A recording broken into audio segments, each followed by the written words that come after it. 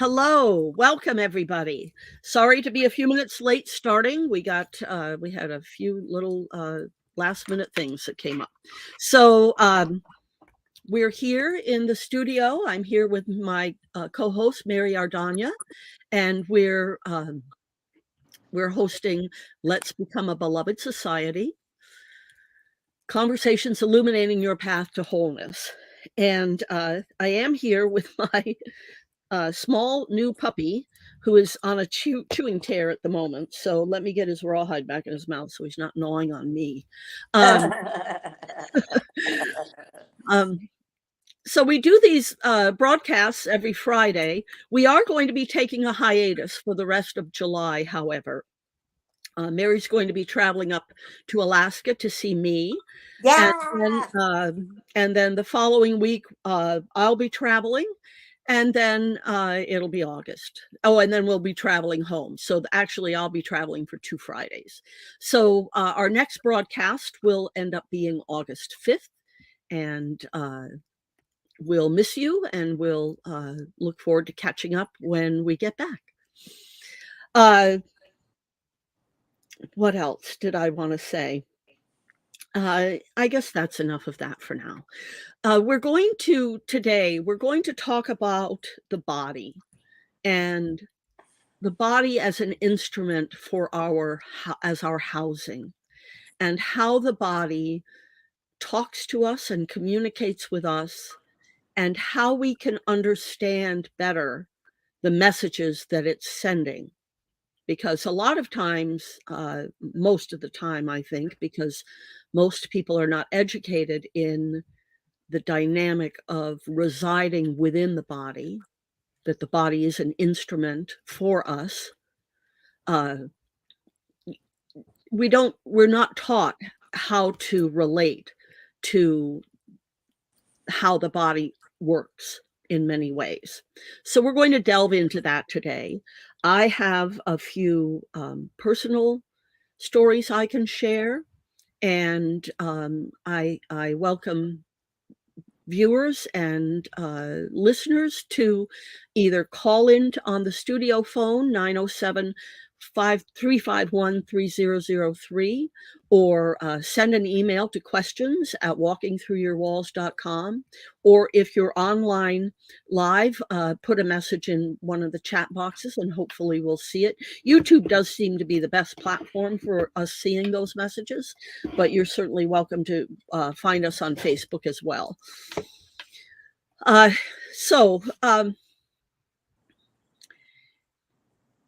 One of the things that caused me to choose this topic today is that we are astrologically in a period of time where what's being called forth is a lot of relationship with the body and connecting with our physical housing and understanding it and accepting it and relating to it and allowing it to be. Because a lot of times we adopt an attitude that our body is a problem, that it's this thing that we're having to deal with all the time, when in fact it is our friend and it is trying to talk to us and we're not listening. And astrologically, what's happening in the heavens above all of us, this is relating to everyone, it's the collective that's having this experience, is we're being really called energetically to tune in to our housing, to our bodies, and to acknowledge our wounding and our traumas, and work through them. Learn how to work through them, and ultimately let go of the pain and the heavy suitcases of emotion that we're all hauling around with us. So we have like an internal magnetic system that is It's also related to, if you've ever heard of what people call the Akashic records, which is supposed to be, the wisdom of all. We each have that within us. We are all connected to that because we are all a part of it. And so when we're ignoring the messages that our bodies are trying to tell us, we're really ignoring our connection to our soul and to everything else, the whole of the universe and divinity and everything that exists. Mary, do you have any thoughts you want to share? Not yet. Okay. So I thought I'd start out this conversation today with a personal share of an experience that I had. This was many years ago. I had a friend who was going through breast cancer, and she found a speaker. This was when I lived in Michigan. She found a speaker by the name of Alan Mesher, who was coming to Michigan State University and who was going to give a talk on healing current life problems, physical problems, through past life regressions. That was the focus of his talk. And she invited me to go with her. And so we attended this session. It was an evening, a Friday evening. I think it probably started at 7 and went till maybe 9 or maybe as late as 10. And it was just a big room in one of the older parts of Michigan State, which is a beautiful old building. It's there's a lot of stone, very regal. And I think it was a big oriental carpet on the floor. It's a big, huge room. And there were a lot of people, probably at least 100 people in this room. And one of the things that Alan did was he did a guided meditation. And all I remember about the guided meditation is that we were hiking up a mountain and we eventually found some kind of a guru in a cave. That's what I remember. But in terms of the visualness of the meditation. But what I experienced, what was happening in the room, and what was happening in the room, including the person that I was sitting next to that had brought me here, is they were all having some kind of an emotional reaction to the point where they were making noise, crying, sobbing, all kinds of noise. And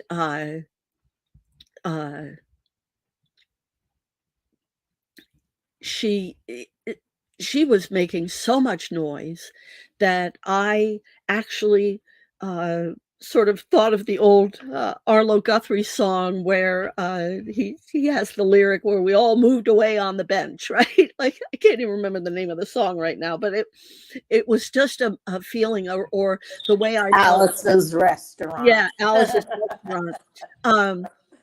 When it's the same kind of feeling I had when my mother, who was usually drunk in public, would do something embarrassing, and I would want to disassociate from being with her. So that was the feeling I was experiencing. And at the end of the evening, Alan was taking registrations for a Saturday seminar he was doing. Maybe not, seminar isn't the right word. It was a workshop where people would be working in groups of 2 or 3 with him. And my friend wanted to go sign up for that, and she did sign up for that. And my reaction was, there was no way, if this man was capable of pulling out of me the kind of response that everybody in the room was having, I wasn't doing that in a group of any kind. I didn't care how small. But but he was doing private sessions as well, and he was booked up for all his private sessions, but there was a wait list, and so I put my name on the wait list.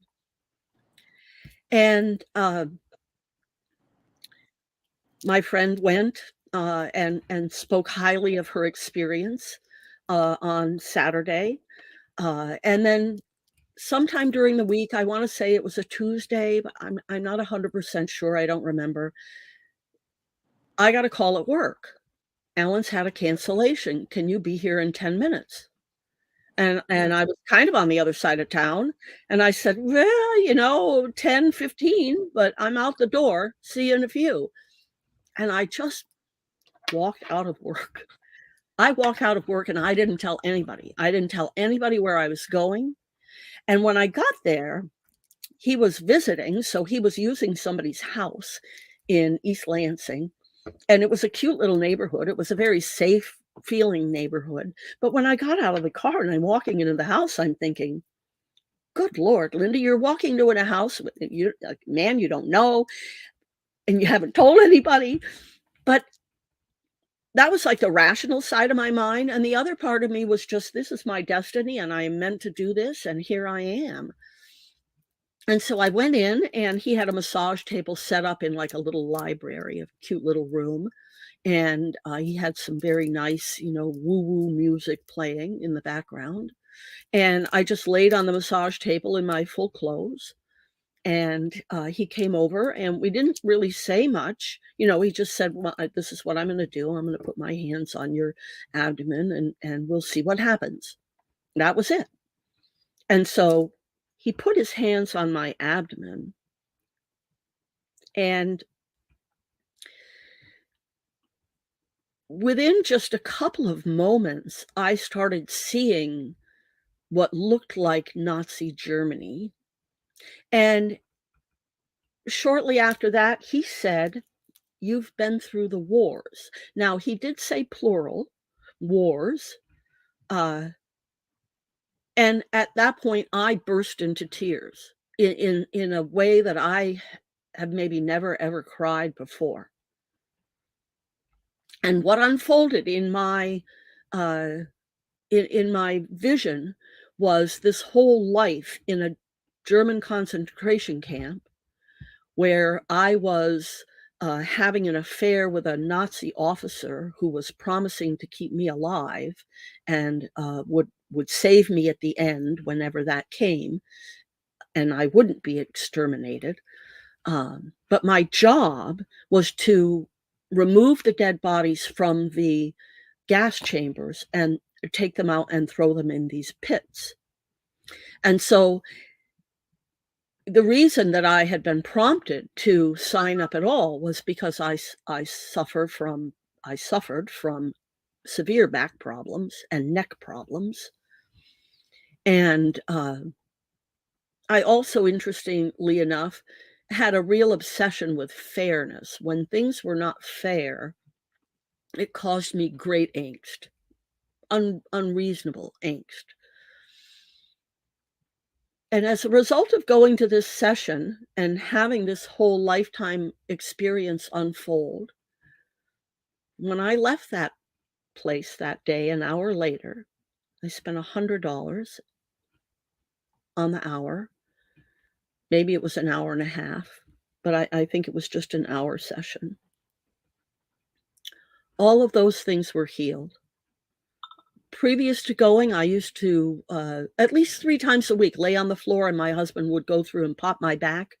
And at least several times a month, I would go to the chiropractor. So all of that stopped instantly after I had this healing with Alan Mesher. And so to me, that was my own experience of the proof that other lifetimes that we're experiencing, and I say it that way, most people will say past lives, but the thing is that in terms of the way time works, they're really concurrent. And I know it's hard in a very linear world to wrap our heads around that, but we just have to go with it. it's more of a spiral. It's more of a spiral, and it's really all happening at the same time. And it's why it's so important to heal ourselves, because if we can heal something in any of these lifetimes, it will heal it across all these lifetimes. And so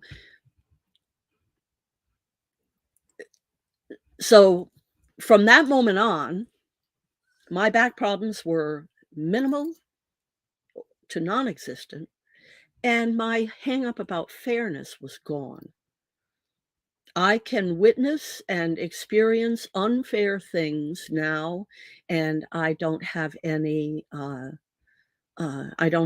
reaction uh, emotionally the way that I did earlier. Anything to add to that, Mary? Or any thoughts? I don't know if I have any thoughts. My head's empty. No, I mean, I've been thinking about other experiences I've had with other lifetimes, as you say, but I don't know whether sharing them is particularly useful or relevant. I don't know. Uh-huh. But I have noticed um, physical symptoms related to other lifetimes. Let's put it like that. Right. Like I used to sort of have an obsession with being stabbed. It's hard to explain, like stabbed in the abdomen. And then I had a sort of recollection of being in a war in like England or someplace. Right. A young man sort of, conscripted to defend something I didn't understand and dying that way. Right.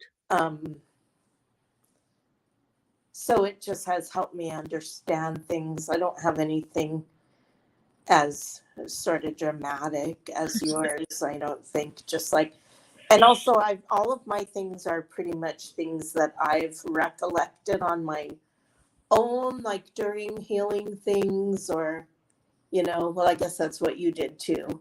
That's But an important point, though, because you don't have to have it facilitated, right? You can tap into these things uh, on your own or using some other tools. So I think the guy's name is Brian Weiss. He's oh also yeah, done a lot of past life regression work. And I think he has a lot of recordings that you can listen to that will help take you uh, on a guided meditation that tends to open up those channels. that was actually probably my first real clear recollection was a book. I think the book is called Mirrors of Time, and it has a CD in the back that takes Right. you on a meditation. And I did that, and you go into this hall with all these mirrors and people looking in the mirrors, and then all those people looking in the mirrors are you. And then Right. you pick one to jump into, and there were a lot of people. There were a lot of people, and some of them were like, I don't really want to jump into that guy. He looks scary. So it was a helpful thing for me to understand that I have lived many lifetimes and I have been many people. And some of those people are not people who I would want to be friends with in this lifetime, not people who I would maybe be proud of being. And that helps me to be compassionate towards other people who might be challenging to me in this life. Like I look at them and go, how can they be that way? And then I remember this guy, he looked like a sort of Roman general or something with a really cruel sneer on his face. I mean, that's what he looked like. And so, if I think that I have been many people and lived many different kind of experiences, it's easier for me to be compassionate towards other people who are choosing different experiences in this lifetime. And also body work, I'm going to say, because my first ever and maybe my only craniosacral session I ever had, I had a very visceral memory come up of basically being tortured as a witch in a previous life. Right. So, I mean, I've had embody work sessions of various kinds. I went to a holistic health practitioner regularly, like twice a month for a period of years. So there was a great deal of trust in that room. So, I mean, really, a lot of it is just when you have the feeling or that flash, do you believe it or do you just go, oh, I'm just making that up, you know? Right. Right. So in the beginning, I was like, I don't really know. But as more things came up and I understood them related to things, it's like, oh, this makes sense of, you know, why I have trouble breathing, you know, like if I was buried in ash in Pompeii Right. or something, you know? Right. Right. So stuff like that. So for me, it's really been very organic the way that stuff has come up. And it's interesting for sure. And I don't know if this is relevant, but I'm going to go ahead and share it right now. The animal, it's like thing you talk about.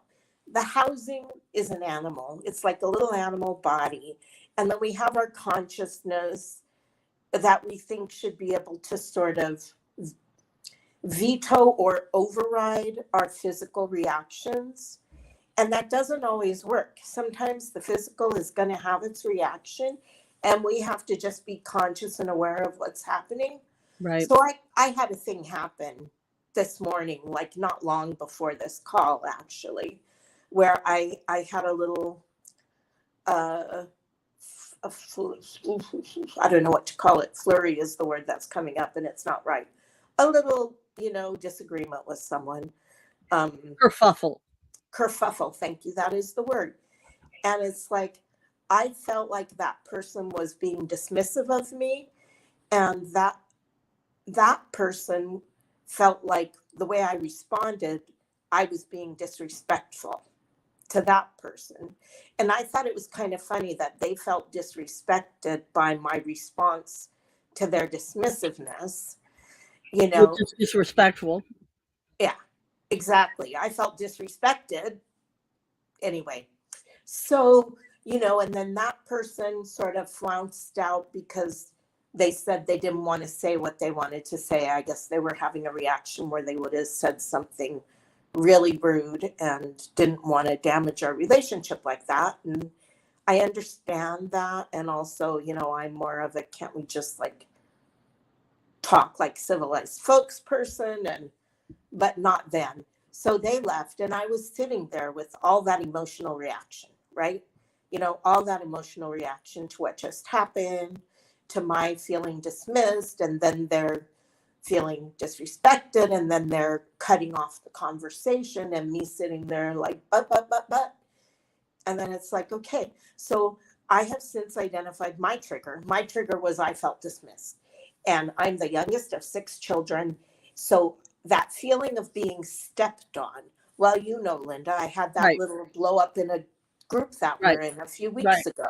That Right. feeling of not being seen, not being heard, not being, you know, it's like the particular thing was them taking other people's opinions over mine. Like I recommend this thing, somebody else said it's no good, therefore it's no good.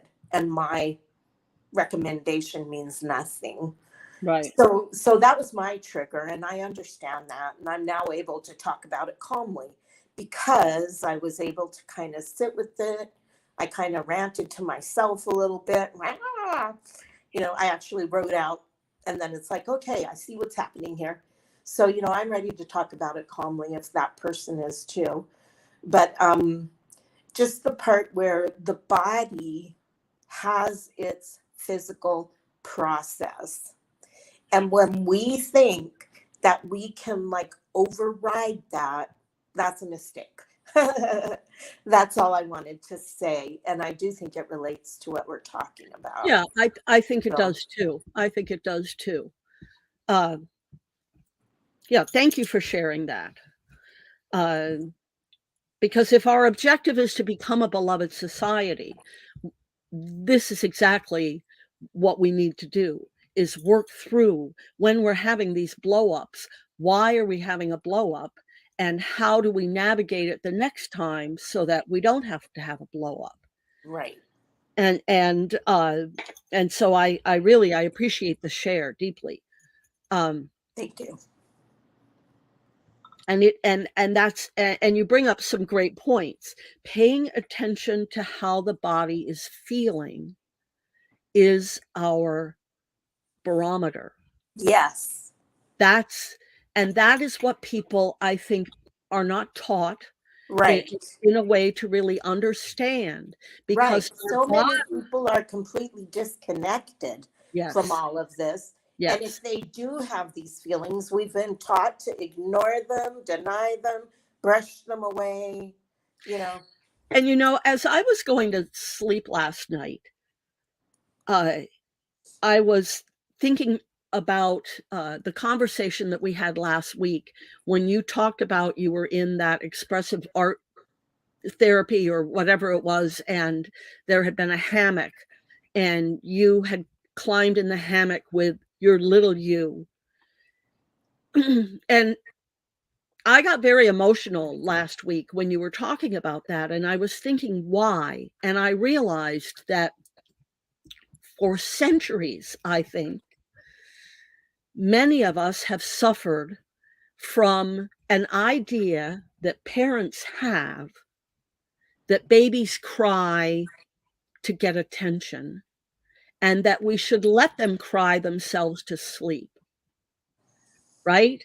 There are, I don't know how many, but I think that it's rather the majority of us who had that experience, because somewhere, I know in the 50s, there was some doctor, I don't know which one it was, I don't want to pick the wrong one, but one of them actually came up with the idea that babies were somehow manipulative of their parents as babies.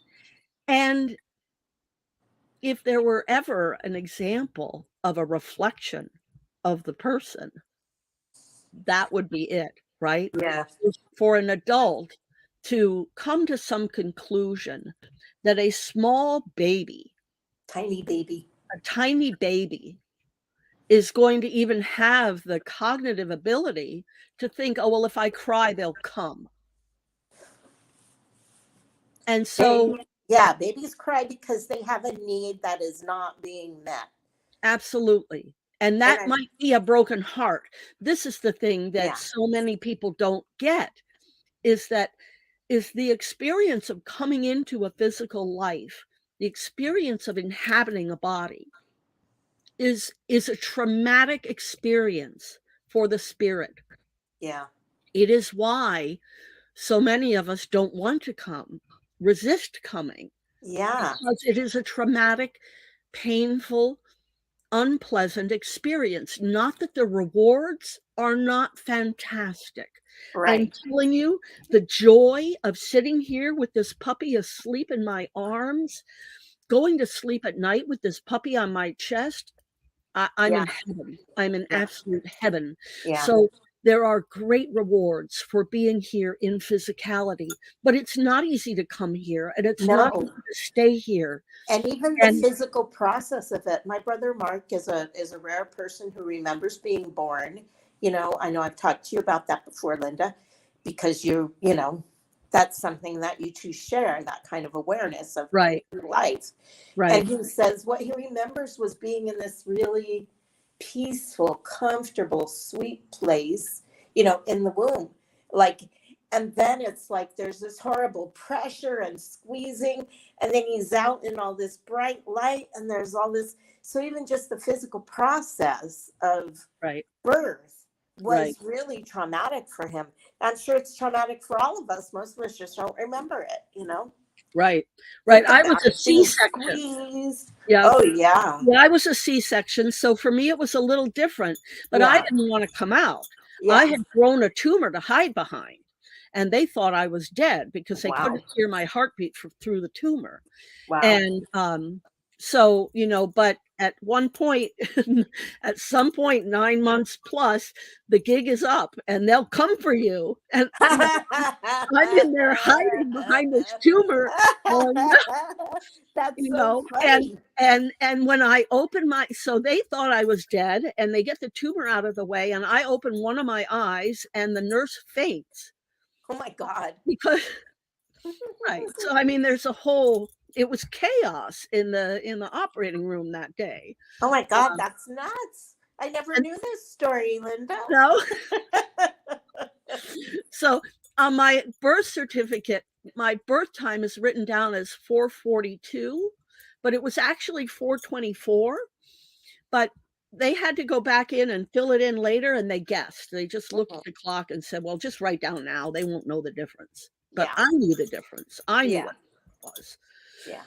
But anyway, yeah, it's so here we are laying in a crib, often in a room all by ourselves, in the dark, Yeah.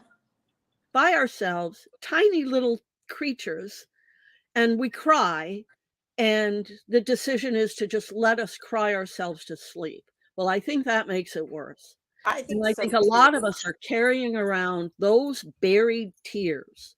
Abandonment. Right, right, right, right, Oh my God. It's just shedding so much light on that feeling of aloneness. Like I have to do it all by myself, which, as a single woman and having been single for most of my adult life, is a big burden that I carry. That feeling of, there's nobody to help me. It's all right, just my right, responsibility. right. And now this is adding that probably starts way earlier when you're Wait, lying there in bed. Although right, I don't know if I cried a lot and was ignored, because A, I don't think I cried a lot, and B, I don't know that they would have ignored me. right. My parents were really old, so they might not have been as affected by that newfangled teaching. On the other hand, they were fairly seasoned because they'd had 6 of you, Yeah, and, so who they knows? very well have been, "She'll be fine. Yeah, She'll be fine." yeah. There's And I something also wrong, had older siblings, though, and they right, might have come in who may have sometimes. come and So. fussed with you. Yeah, I have no idea. All I know is my mom said I gave her the least trouble of any of her children. yeah. That's usually the case when you're the last one in the, Yeah. you pretty much learn to be quiet and go along with things. And she said in the morning, like when I woke up, I didn't even cry. I just sit there playing in my crib until someone came in to got Right, me, yeah, get me. So apparently I became resigned very early or content. right, right. Um, so I wanted to transition to, now, because I have, reached out to Alan Mesher again, Yes. and, so I wanted to share that because I think that, there are a lot of people in the world that, have been diagnosed with sleep apnea. And I find sleep apnea to be a very fascinating issue in and of itself. And in fact, let me just take a second and uh-oh, well, he's asleep, so I just dropped his rawhide. I Oh, may have to I may have to dive for it at some point. Um, but let me just look here real quick and see if this book um, has sleep apnea as a uh,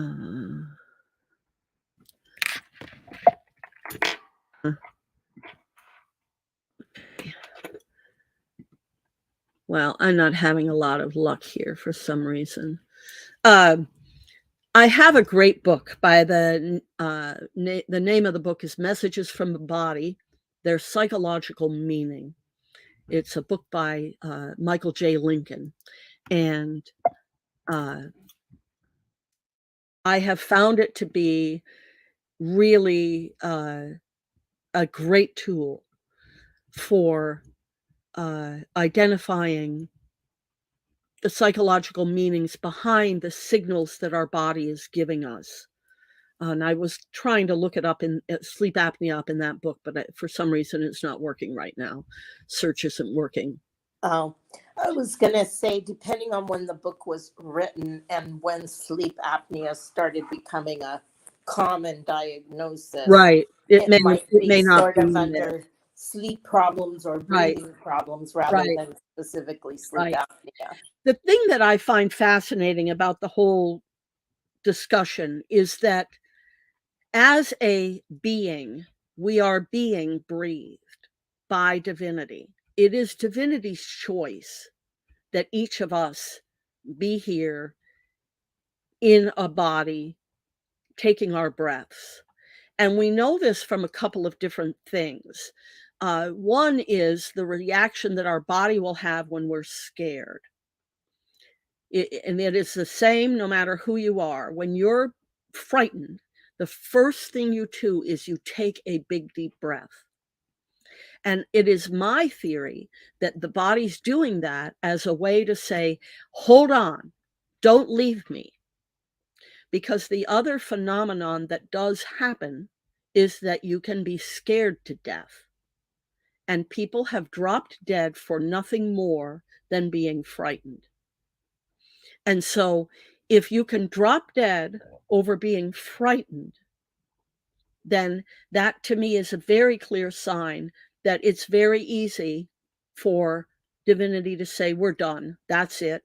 In this lifetime, we're leaving right now. We've had enough. Which then leads me to believe that basically anytime anyone dies, it's at the, and Neil Donald Walsh has had conversations with God that tell him basically this: no one ever dies at a time and place not of their choosing, and the choosing was done before we got here. The play is already written, right? The life that we came to have was already designed and planned. And our free will is that we can choose to stay in the play, or we can choose to walk away from the play. That's where the free will comes in. You can fulfill your soul's purpose, or you can abandon your soul's purpose. It's entirely up to you. The problem, it's not a problem, but the experience will be, if you choose to abandon your soul's purpose, then your soul's purpose still remains to be fulfilled. Now, whether you get to be the one to come back and fulfill it or not, I'm not clear on that. Because what I do know is that none of this is about punishment. None of this is about retribution. None of this is payback for what we've done in some other life. None of that is how it works. When we agree to come into our life, we agree to come in to play a role in this grander play called creating heaven on earth. That was the objective. That's what we set out to do. And until we achieve it, that is going to continue to be what we come into form to try and accomplish. I have to interject here because I think that right now, the way things are going in the world and how difficult a lot of people are finding it, the idea that we're like, we came here to create heaven on earth, and then we're looking around going, the fuck is this dumpster fire that we're in the middle of, you know? I mean, I think for people who don't think that that's why they came here, that might be a hard hurdle. Yep. And what I'm going to say about it is, you know, I was talking to a friend once when it was a very difficult time in my life. Personally, for me, more difficult than the current time, because life is very difficult and confusing, but I'm in a pretty good situation. Like, I have a job, I have a home, you know, I don't have to worry too much about being kicked out on the street. These are all things that have not always been true in my grown-up life and might not have been Right. true at that point in time. Right.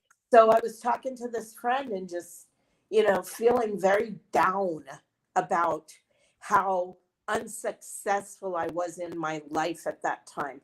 And I don't know what my yardstick for success was at that point, but all I know is I felt like a failure.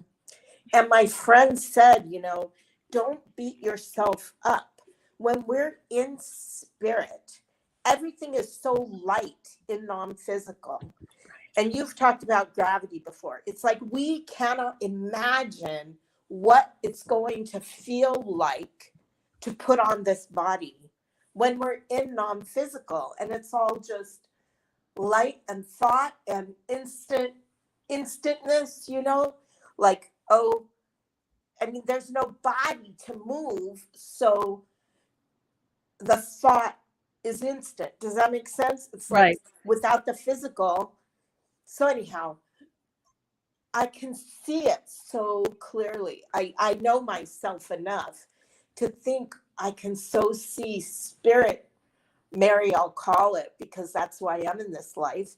Spirit me up there flitting around and feeling, so awesome, and thinking I got this, I got the knowledge, I got the heart, I'm awesome, I can make a real contribution to helping humanity wake up. I love the play, I love the pageant, I love the beauty, I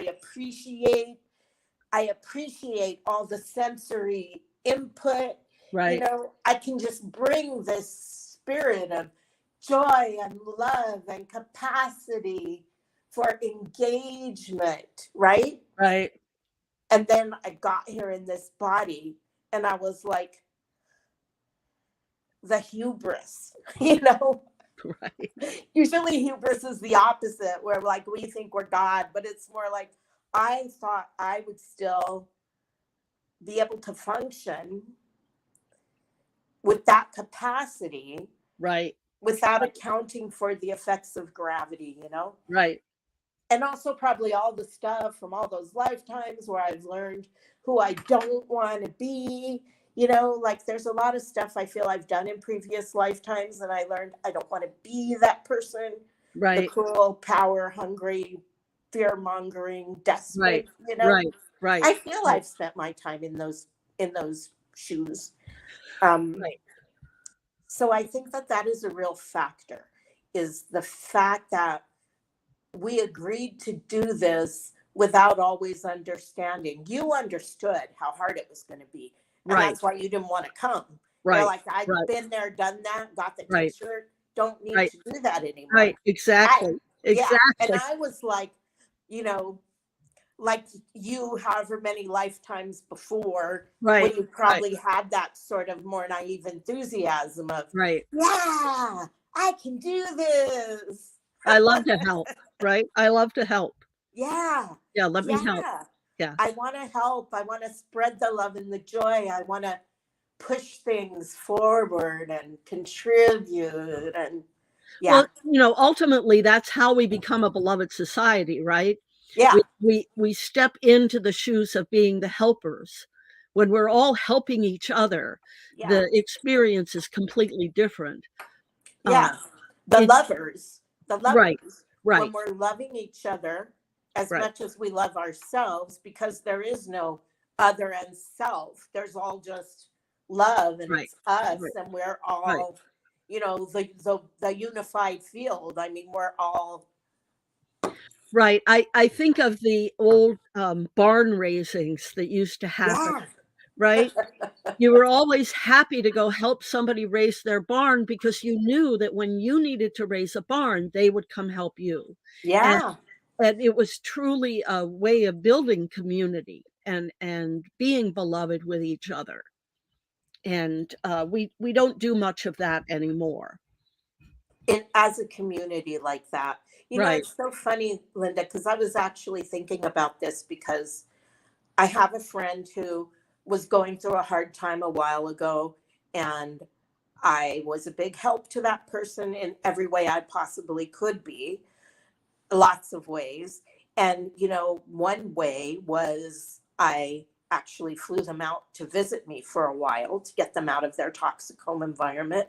Right. And I may have done that more than once, a couple times. I love this person like a little sibling, you know.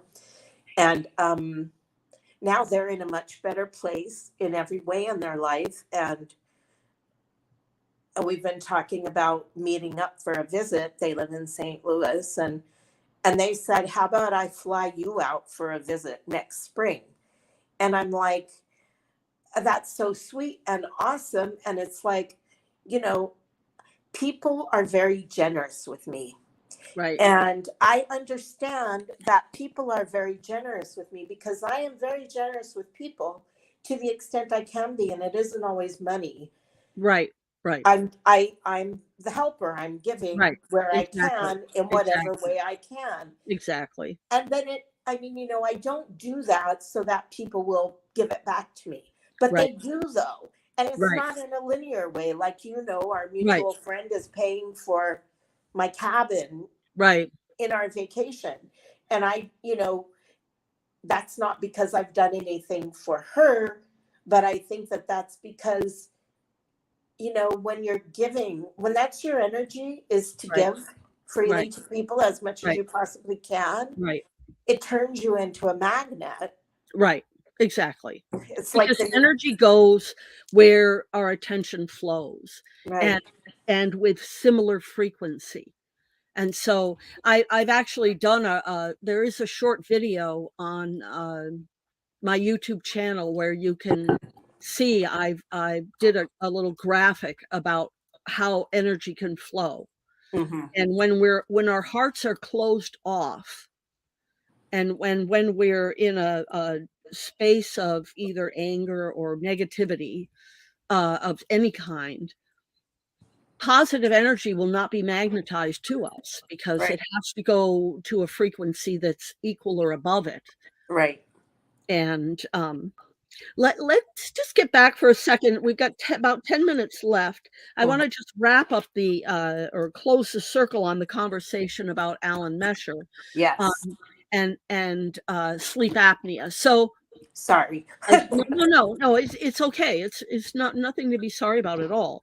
I'm just looking at the time. Yeah. So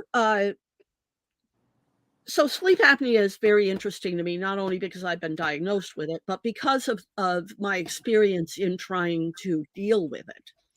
Because what I've discovered for myself is that I have a fairly strong form of claustrophobia.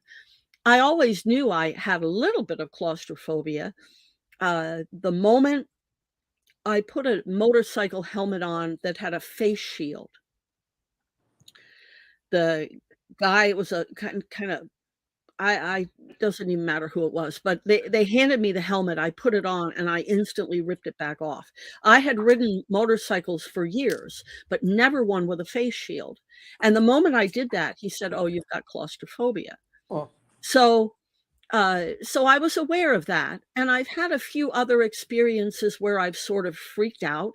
One, I was camping we were camping in the back of my husband's truck, and my husband's truck inside had some from the outside it had storage compartments, and so inside those storage compartments went to a certain place, and then below that was space, and we had the mattress in the middle of those each side, but somehow in the night I had rolled off of that and somehow gotten under the cupboard above me, and I was a little wedged. And I freaked out, and I realized that, okay, that's the claustrophobia again. And I haven't really had any incidents of claustrophobia since, until I was given a CPAP machine. And I've worked myself all the way down to what I have is what they call a pillow mask now, and it just goes in my nose. So when I open my eyes, I don't really see much. I do see something, though. And even still, I have had problems with this claustrophobia and this machine. So I reached out to Alan Mesher because there doesn't seem to be in the normal medical field a clear path to aiding someone who's trying to work with a CPAP machine in overcoming claustrophobia. It's not something in the medical field, apparently.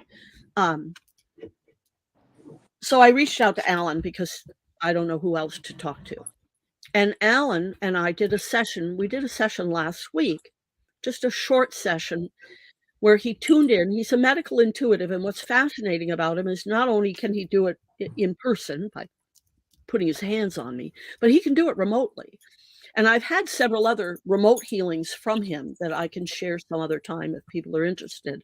But in this case, one of the things he said was, "Oh my, you have multiple lifetimes where claustrophobia is going to be an issue." He said, "You've also been strangled." And that came as news to me. So I've never had that sense or awareness.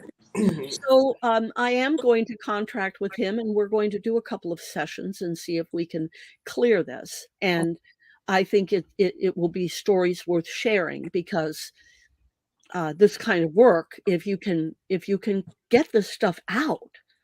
I mean, think about it. People wanted to do back surgery on me. They wanted to operate on my back when Yeah. I was in my 20s. And here I am in my mid to late 60s. I've never had back surgery, and I rarely have any kind of back issues. And that was due to the $100 I gave to Alan Mesher in the early 1990s. So, like, Yeah. or actually, it might have been the late 1980s. Now that I think about when that happened.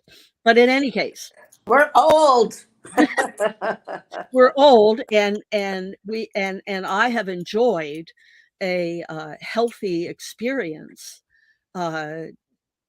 based on somebody's healing, based on past life regressions, or Right. or concurrent life transmissions would be maybe the way I would word it at this point. So I am very interested to see what's going to happen. The other thing that I found to be very interesting is that just Wednesday, Matt Kahn did a segment where he talked about how when we've experienced trauma of any kind, our head has been either this alignment to the right, to the left, up or down. There's no other options, right? If we're in this body as a human and we've experienced trauma, our head has been in one of those positions when we've had it. So he gave a very simple exercise of saying, "I am safe, safe I am," and doing it with your head in each of those positions. So say it facing forward, then turn to the right and say it, turn to the left and say it, look up and say it, look down and say it, come back to center. I added, I am safe, safe I am is a 9 numerologically. I added, you are safe, safe you are. And that's an 88, which is then a 7, both of which are powerful numbers. And then you can add breath to it as well. So you can take a breath in and a breath out as you're saying, I am safe, safe I am. Take it on, I am safe on the in-breath, safe I am on the exhale, and same with you are safe, safe you are. So I've done that just for the last couple of days. I did it the day he taught it, and I did it yesterday. And what I discovered was last night. So I'm almost 90 days in on my CPAP machine, and I can sleep sitting up with it on for about 4 hours, and then I have to take it off. Last night, though, after having done this exercise of being safe, I slept not so much sitting up. I was able to sleep more horizontally. I still could only do it for about 4 hours, but there was a shift. And so I'm really hopeful that with the shift, with incorporating this exercise from Matt Kahn and then the work with Alan, that there is going to be relief here for me in making peace with my CPAP machine. And so I encourage everyone who's having any kind of physical issues, things you're not understanding, or even if you understand why you have it, not so much why you have it, but you understand what it is that you have, but you don't understand why you have it or where it came from, reach out to us. And we can consult the Michael J. Lincoln book.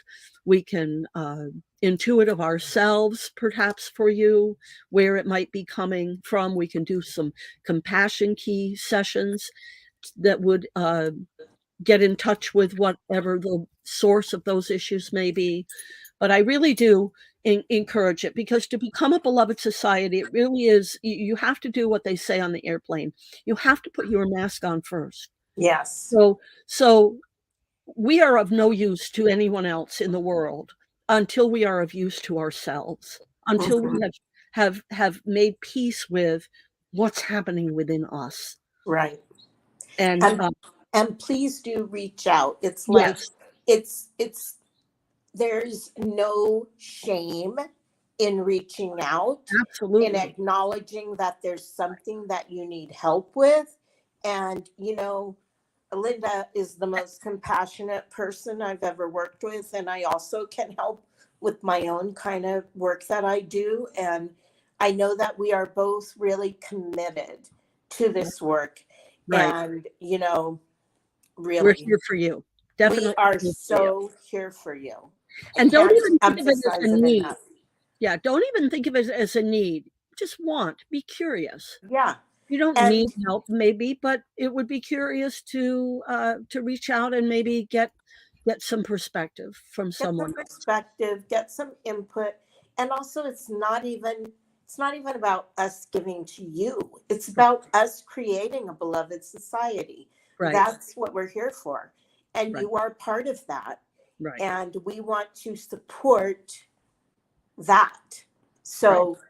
It's not even about you, me, or anybody else. It's about the society that we want to support. Exactly. And create. And, you know, it's what we're here for.